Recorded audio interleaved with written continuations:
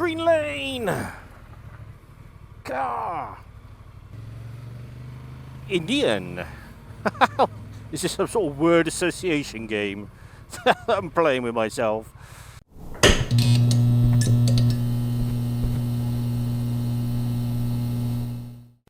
So I should say, why hello! How the devil are we? Good. See, I really ought to put more thought into where I start the vlog, because you say that and then you end up concentrating at the junction and it all goes a bit Pete Tong. And I've come out to get some fuel and I'm thinking, well, I ought to just go somewhere where I know where we'll go. We'll do Old Faithful. We've not done that for a little while. Look at me being very patient. Every confidence that I'll make the lights.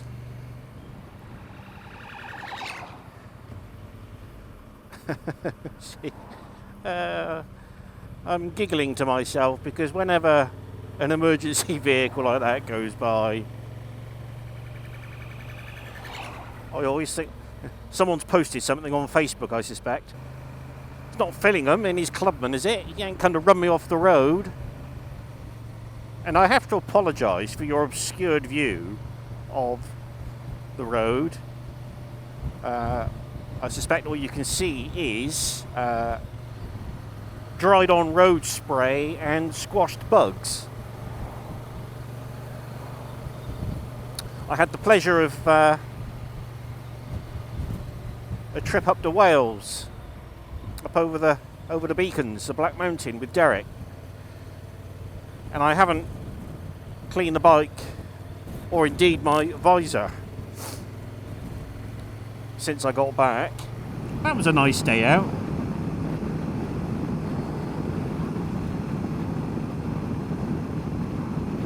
You may have seen some of it by now, you may not have done, I don't know. I haven't even touched the haven't even touched it yet. 200 gigabytes of video, most of it nonsense and nothingness. Excuse me while I oh no, my zip's up, just fumbling around. So the Wales trip,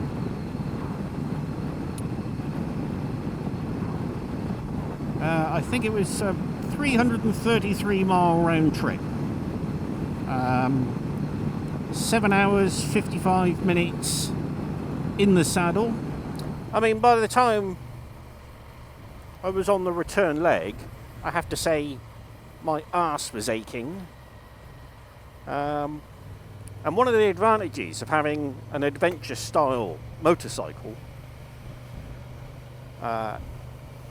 is that you can extend your riding distance due to discomfort by being able to stand up.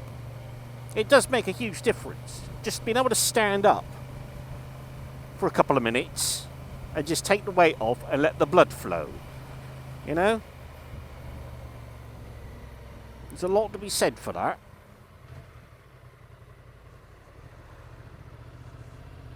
Oh, it's always a shame, isn't it, to see an old pub turned into a private dwelling. That was the Half Moon Inn many moons ago. Bit rough and ready. But every time we skittled there, we had an absolute hoot.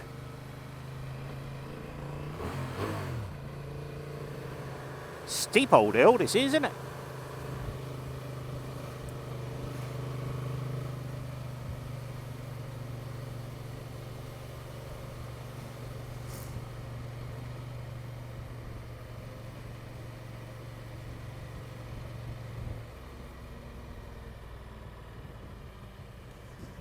You've seen it before, and you'll see it again. Now then, did you know Probably not. And you probably don't care, but this is one of the largest hill forts in the country. They often cite Maiden Castle, just outside Dorchester, which I've been to before. But you see, all of this was part of it. There's a peninsula that runs out that way, out to the War Memorial. But this was all part of it. And when you actually look at it from the satellite imagery, it's huge. Runs all the way out over there to those trees. And there was an entrance in from that corner over there. It runs across here.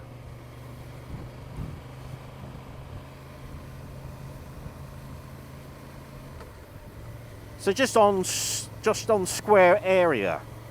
It's huge.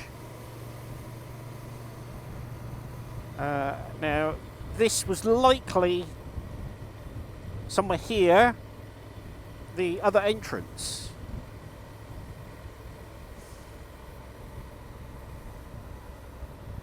So I think this would have been one of the ditches, perhaps, here somewhere. Here.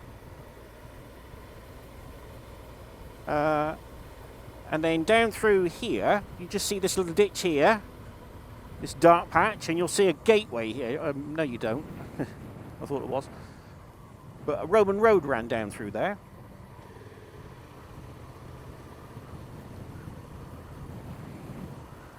Again, I mean, I'm bouncing all over the place as far as topics go today, but I do find it fascinating. So this holloway has probably been in use for thousands of years. I mean, this is high ground all the way along here into Yeovil. I love speed bumps, yes I do. A bumpity, bumpity, bumpity boo. So, with that diatribe out of the way, you'd never know I don't think about what I'm going to talk about, do you? You'd never guess that I don't rehearse any of this. So, going back to Wales. Now, I've done a few day trips on this now. And whenever you do a day trip, it's always handy to have your panniers with you. You know, for all the things that you take that you'll never need, but you take anyway. Because sometimes if you're a bit like me, a bit of an overthinker on things, I'll take a change of socks just in case. Just in case what? I'll take some tools. Like I could fix anything, you know? Anyway, the important things like coffee and camera gear and a drone that I never bloody fly. But the thing with panniers is, as handy as they are, they can also be a bit of a bloody pain in the arse. They can be a bit of a pain in the arse. Especially the ones that open sideways rather than top loaders. Again, if you're like me and disorganised and can't remember where you've put things, you always end up opening the wrong side. Everything wants to fall out on you. Gravity always wins, so the heavy stuff that you've got at the top, like your flask, wants to fall to the bottom. And so, sometimes, it makes sense to have an alternative. And as I'm planning on doing the Ring of Red again this year, that will entail an overnight stay, it'll be nice to have a bit more room. So with that in mind, I have bought that old beaut. I don't like top boxes, right? I don't mean that in that I don't like their function. I don't always like the look of them.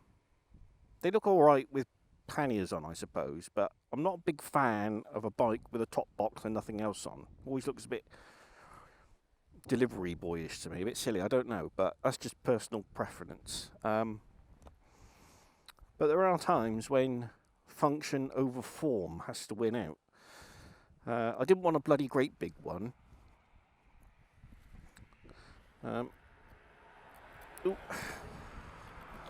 I don't need to unlock it. Now, I can get my lid in there, I've tested that. That's no problem. It's not too exciting, it is just a top box.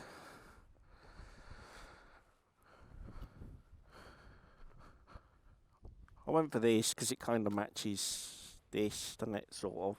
Different shape, I know. But I didn't want the Honda one because the Honda one was about £10 million. And it's too big for my liking.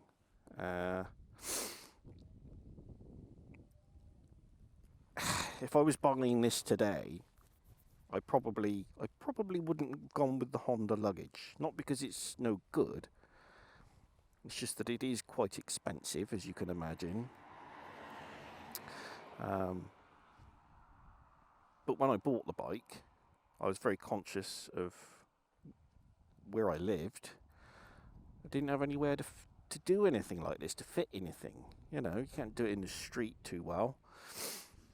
So it made sense. I didn't have any tools, so it made sense for Honda to do it for me. I could have done a video about fitting this, but to be honest, it was fairly straightforward. This base plate, lots of holes in it. These lined up fine. And because I'm a simpleton, I can make the simplest task extremely cack-handed and difficult. But in the end, it come with an assortment. I'll probably show you an assortment of clips and bars that you can put under here, and yeah, it wouldn't grip properly. So yeah, you get a bag of bits with it, and this is what I was talking about, with the idea of, you know, something like this, but no, it didn't work out too well, so I went with the drill instead. I don't think it looks out of place. Now, from the Shad website, this, without the, you can get different coloured covers to put on the top here, a bit like this. On the Shad website, this on its own, 100 odd quid, 120 quid, I think, somewhere around there, 108 quid, I don't know. Bikeluggage.co.uk, 76 quid, I think it was, with the base plate. Free delivery, next day delivery. So I think if you want luggage, that's probably a good place to go. I did initially opt for the silver cover to go on it, but that made it quite expensive for some reason, so I thought, no, I don't need it. Don't need it. Sod off. So there we go. Very exciting. But yeah, I'll be able to get some crap in there. I can get the bits in there that I want to use all the time without having to go in here. So that's what I've done. I didn't get the backrest. You can get a brake light to go in here, I think. And then I thought, no, me wiring in to my loom. Are you having a laugh? No, thank you. So I skirted around that idea as well. So with all that said and done, I shall say tatty tatty bye, toodaloo, toodle pip, and see thee anon.